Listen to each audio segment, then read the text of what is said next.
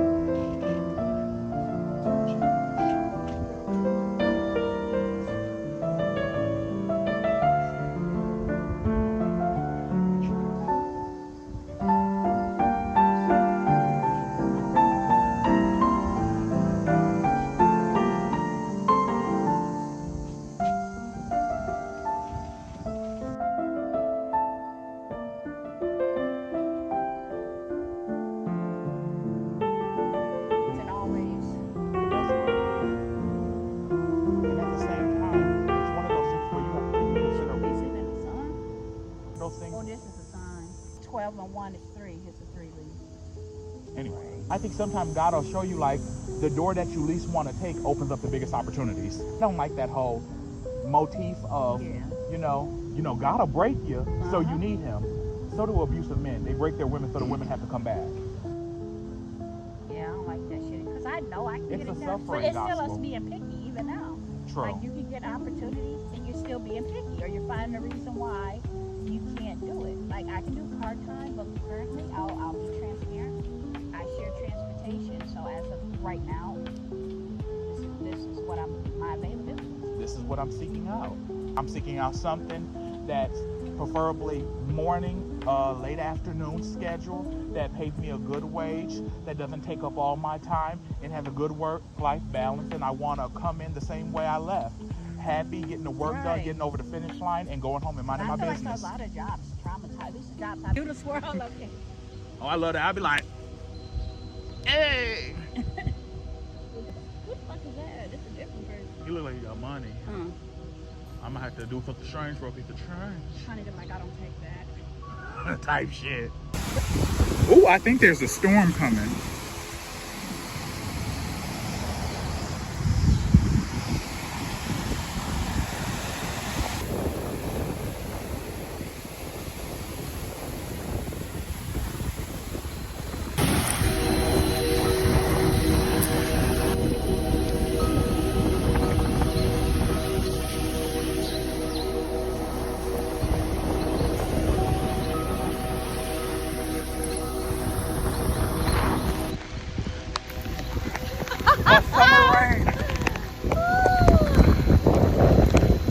Whenever you can go out into the rain, do not miss the opportunity.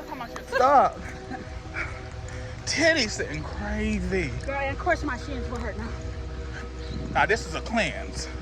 So I'm doing my morning pages, made myself a quick to-do list, and I have to finish it within that time. I don't know why I put brush teeth in a to-do list area. Because bitch, I finish that every day anyway. So yeah, just finishing up my morning pages and decided to finish it with a gratitude list.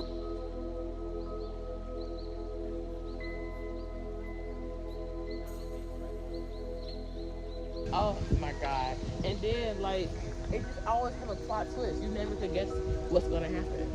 And then when you watch it after you're older, you realize the cheesiness is the best part of it. They used to be crazy though. I know, True. but that's the good shit. That's what I said, the crazy.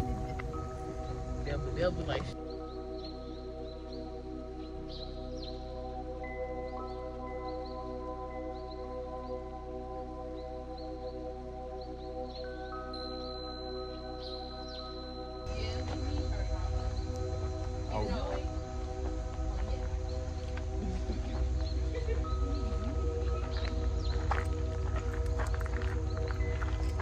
See, I'm glad you're pulling me out here because I would have just stood on a trail. yeah, yeah. No, I would have too. Yeah. It was nice. You're like, use that stamina. This is a real walk. Yeah. It is, because the way this is unbalanced, that's not getting lost either.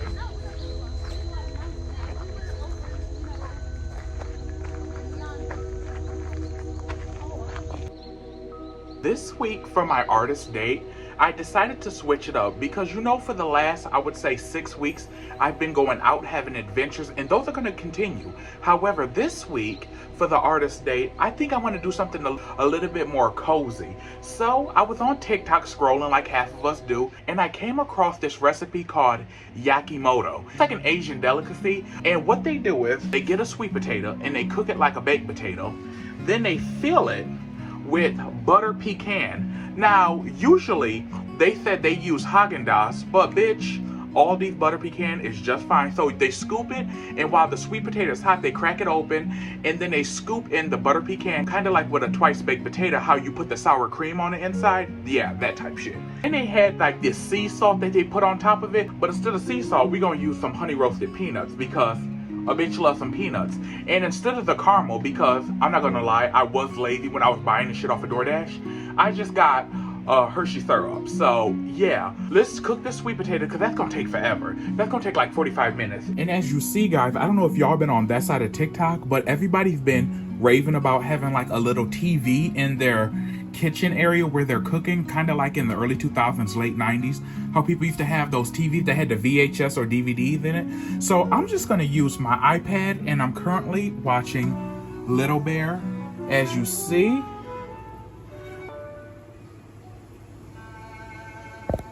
$11.11, make a wish. These are like the Halloween fall themed ones, so I love these while we're cooking.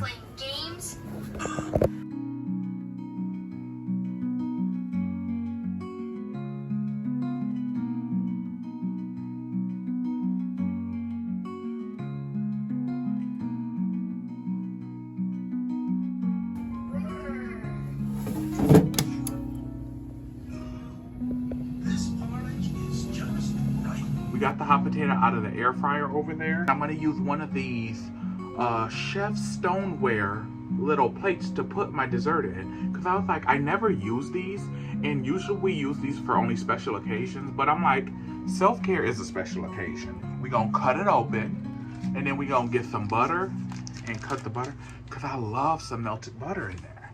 Let me bring y'all down closer.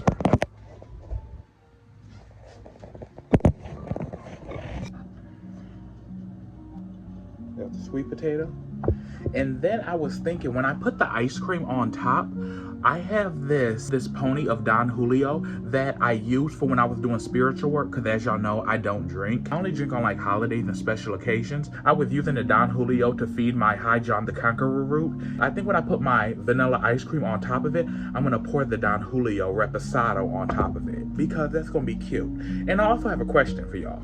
I found at the back of my icebox some graham crackers. So should I use as a topping the honey roasted nuts or the graham crackers? Which one do y'all think? The graham crackers. Bitch, wrong answer. Correct answer is both, bitch. Come on now. This is self-care. Self-care knows no budget.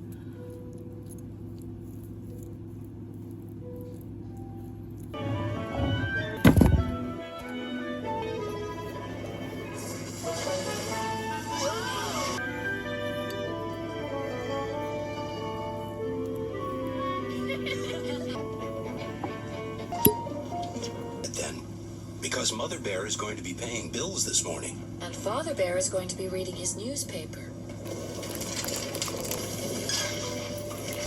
Hi, everybody. Oh!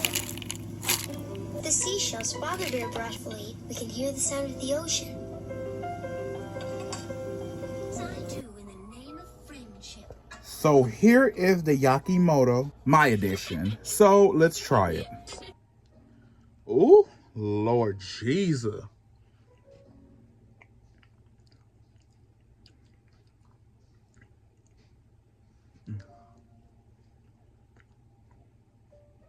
We love a diabetes potato. The cold and the hot is what makes it, is what really kicks it off. Not shit I would eat every day, but it's good. I'm gonna get some more ice cream to put on top of this and call it a day. But this was really fun though. watching Little Bear, cooking, just making a dessert at 11 o'clock at night. Now, I love shit like this. Like, next time, I think I'm finna do midnight margaritas on some practical magic shit. So, yeah, this has been week 7's Artist Way date. And, yeah, we made Yakimo. Or Yakimoto. Bitch, y'all know what I'm talking about. Google it. I don't know why. This should make me want to have a 2-piece and a biscuit. God is good. I cleaned that down to the skin. Like, this meal was so good, it was demonic. On a scale from 1 to 10, like I said, that's 6.97. Hey guys, so I decided to sit on my bed and do week 7's review somewhere comfortable. Week 7's whole theme is recovering a sense of connection. The theme of this week being recovering a sense of connection. What I had a download from this week after doing the reading and just going through the week is our dreams are not just our dreams. Our ideals are not just our ideals. Our ideals are living things waiting to be birthed. And metaphorically, we are all the dirt and our dreams are the seeds. However, if we don't act on our dreams, the seed goes to somebody else, which is why in life, we'll constantly see ideas that we had be done by other people and be in the back of our head like, hey, I was gonna do that, or hey, I was gonna do something similar, and we'll think, oh, somebody stole our idea, or X, Y, and Z. We'll have all these excuses, except for the fact that we never went after them. We never planted the seed. We never put an effort behind it. We never put the pen to the paper. We never sung the song we thought of. We never wrote the book. Me. We never made the cooking show. We never cooked the food. We never cleaned the house. We never went after our dreams, but they did. Because what we need to realize is dreams are living things. Ideals are living things. We are the soil that's supposed to feed them and bring them into the living world. However, when we don't, those ideas don't just stay idle above your head or in your head forever. They go to somebody else because ideas and concepts are living energy. If you believe everything is alive, and just like if you have an idea for a book and once you put it down on pen and paper, it becomes fucking real, you need to realize that the same thing with ideas. Ideas don't wait to be born. They just go to the next person who's the soil they need to plant their seed. And that is such a big aha to me because I have so many books I'm writing, and it's like, I need to start activating those seeds. I need to start being the living fertilizer, not just for my life to keep it going and see what new things it has to offer me, even when they're scary, but also before these dreams, these ideas, these concepts go to somebody else. Because I guarantee you, like they say, there's no original story in this big wide world. The only thing that makes everything in a creative artistry new and unique is you and what you bring to it. Because everybody is unique. Nobody is one and the same. So the only thing that makes all these recycled concepts new again is you and your fresh perspective. And that's what I really had to realize this week. None of my ideas for my books, as phenomenal as they are, and I will stand behind them 10 toes down to the day I die, none of them are unique until I bring my perspective to them. And life ain't waiting. Life is going fast. We need to start acting behind our dreams. We need to stop waiting for life to happen. Life is not a spectator sport. I got that from the Hunchback of Notre Dame when I was a kid. Quasi, take it from an old spectator. Life's not a spectator sport. If watching is all you're gonna do, then you're gonna watch your life go by without you. Yeah. You're gonna get so busy watching or seeing what I could have done. You're watching a YouTube video like, oh, I could make YouTube videos. Bitch, what's stopping you? Oh, I don't have the camera. I don't have the right equipment. Bitch, use your phone. When you're first starting off, bitch, ain't nobody looking for you to have the best equipment. You want to make TikToks, make your TikTok and stop having a private account. If you want to build houses, volunteer for them Habitat homes that need volunteers to help them paint and build. Learn, shadow, be an apprentice, do something. If you hear the word no, guess what? You're in the same spot you were in when you first started. You didn't gain nothing and you damn sure didn't lose nothing. Having all these connections this week. And this chapter, I feel like, even though I'm not even at chapter 12, which is the ending of the Artist's Way, because it's a 12-week course, I think chapter 7 will forever be the most influential, impactful chapter for me because of all the things it touches on. Like in the beginning, I just started highlighting shit. Like this whole chapter looks like a big-ass highlight. It says, art is not thinking something up.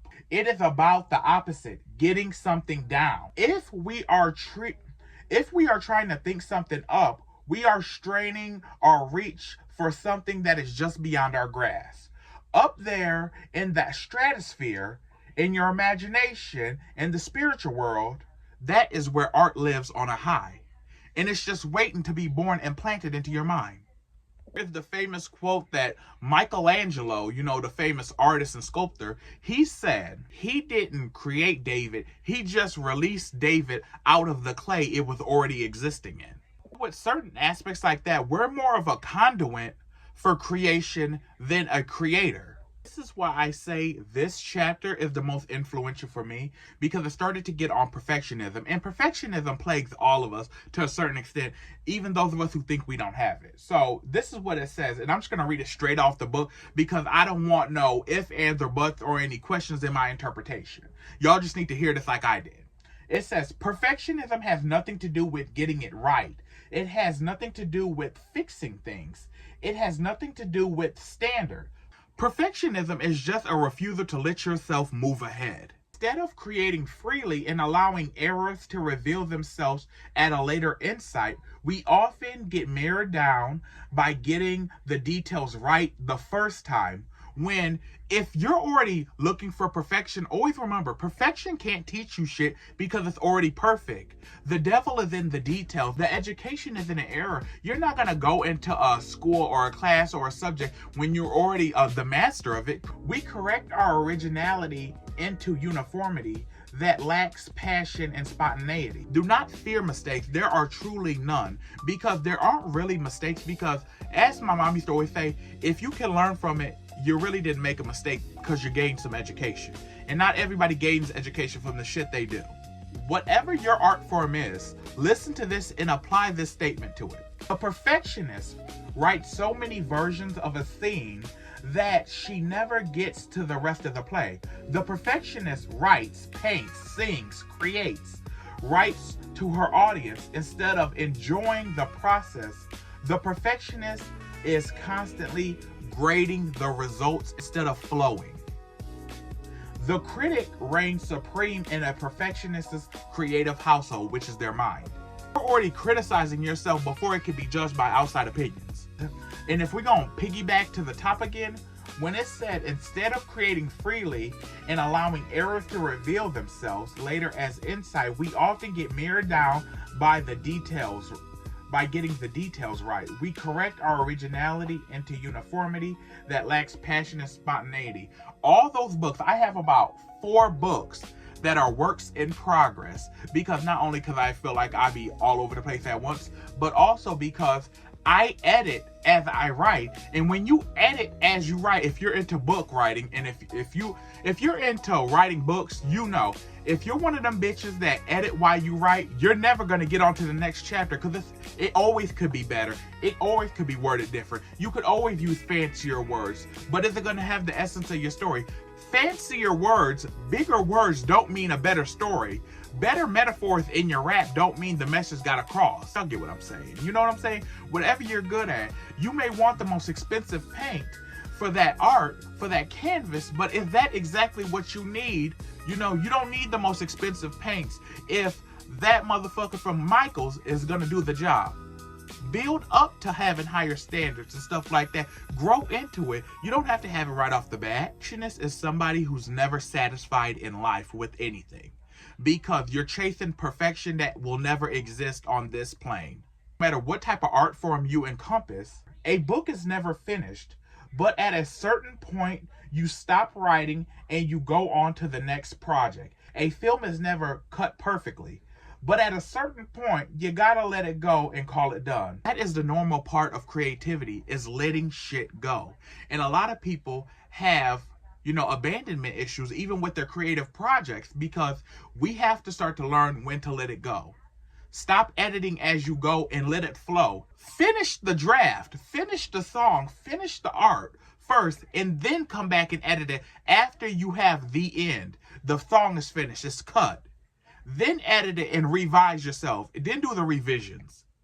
But if you ain't even got a first draft done, if you ain't got a first copy of a song done, if you ain't got a first art piece done, honey, you the problem. And I'm just realizing it as I have 4 to 5 works in progresses that haven't even got first drafts. It's like I have to learn to write and then let it the fuck go.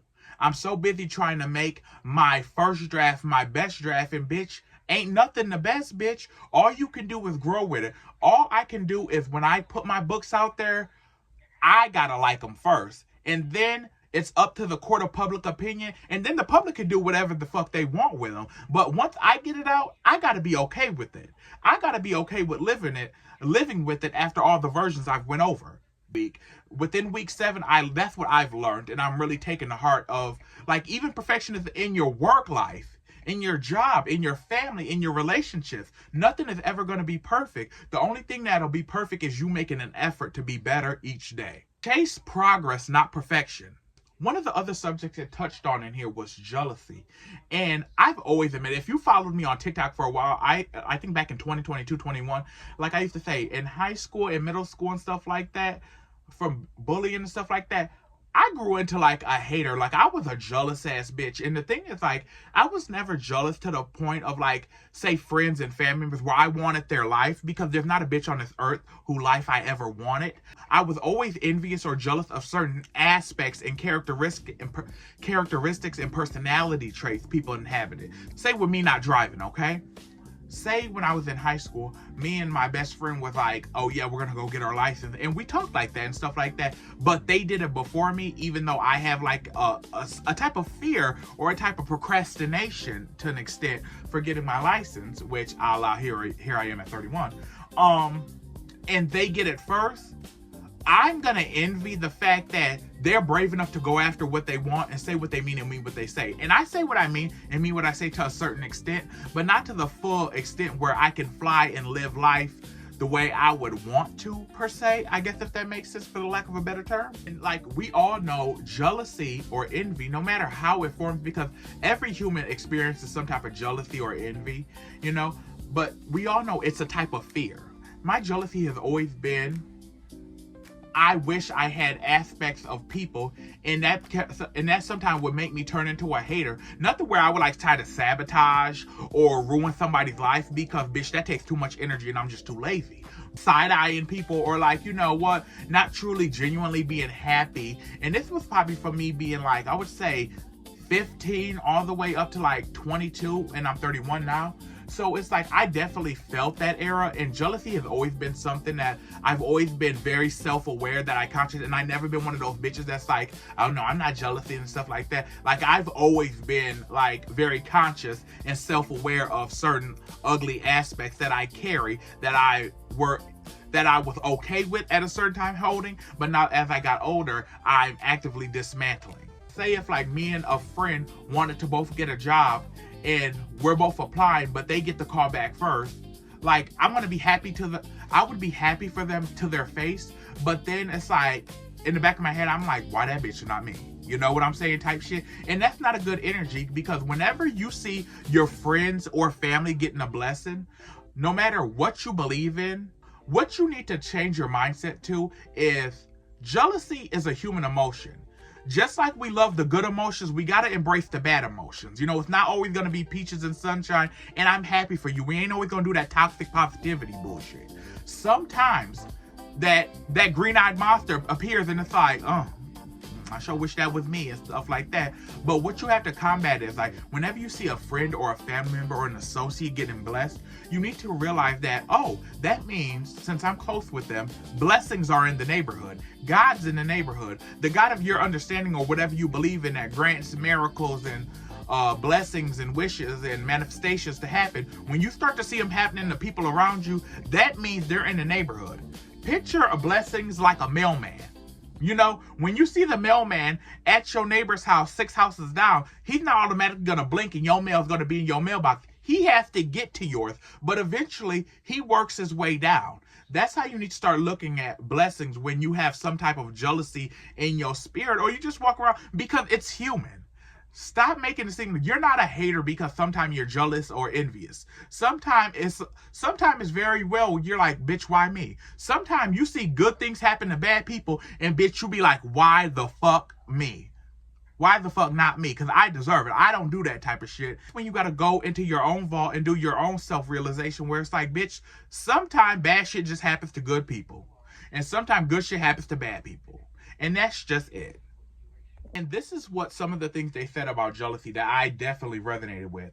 At the root, jealousy is a stingy emotion. It doesn't allow for abundance and multiplicity of the universe. Jealousy tells us there is room for only one, and one poet, one painter, one writer, one artist, one TikToker, I'm adding TikToker, or one X, Y, and Z for our dreams to actually happen.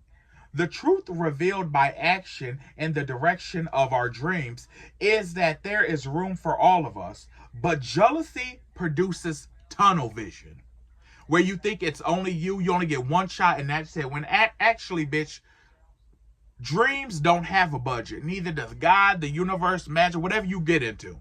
Nothing has a budget but your mindset. When I was a teenager, there was a cousin who got their license before me, and we grew up together and stuff like that. And the thing is, I didn't want to be her at all, but I was jealous because, oh, she was brave enough to go out and get her license without asking for her parents' help, anybody help. She paid for it, she went after it, and it's like, I had every opportunity. I had people that would pay for my shit. I was just a lazy ass bitch, still to this day somewhat. And the thing is that I had to realize is, okay, you're jealous, so what are you jealous of about that situation? Oh, that go-getter spirit. Well, what's the solution to your jealousy? How do you get a go-getter spirit? Oh, you go out there and get it. Walk out of your comfort zone every now and again. Now, don't push yourself out there, because sometimes that can cause you to crash even more than you should. But how do you you're jealous of that person's go-getter spirit. How do you grow into a go-getter spirit? Because you're not going to get it overnight. Because if you did, you wouldn't be jealous of her, or you wouldn't be jealous of somebody else exhibiting something you lack. You have to grow into the things. You have to dismantle your jealousy. You have to see the jealousy for what the fuck it is. In other words, you got to start looking for the antidote to your own jealousy. So like, for example, say you have a sister and you're jealous because she got an art room, but you have a spare room that you use as a junk room. So you know what the antidote to your jealousy is because your sister has an art room? Fix up that guest room and make it into an art room. Boom. There's always an antidote. There's always a fix to the jealousy. We just got to get those green-eyed glasses off and look for it. But jealousy is something we all suffer from. Jealousy, envy, whatever you want to call it, being a hater, whatever. It's human. And anybody that suffers from it, we all suffer from it, even you watching it. Sometimes you just won't admit to it. But yeah, I just want to let y'all know that jealousy is completely normal, but living in it is not. Acting on it is not. Trying to sabotage people is not. Get help. And I'm saying this on camera because I'm preaching this to myself, because at 31, I still sometimes feel jealousy, like I said. But my jealousy has never been something I act on to sabotage or hurt somebody. But I do be side-eyeing bitches. I do be like, I'm happy for, you know. And then I check myself in the privacy of my own home, because it's not for everybody to know. You know? But yeah. So those are some of the big things I took from week 7. It really was an eye-opener. It was really a aha, like, bitch, get your shit together. And I'm actively getting my shit together, so I'm pleased. As you guys always know, I will record the tasks for week 7. And if you guys want to do these for yourself, you can screenshot. You can freeze the video and screenshot them.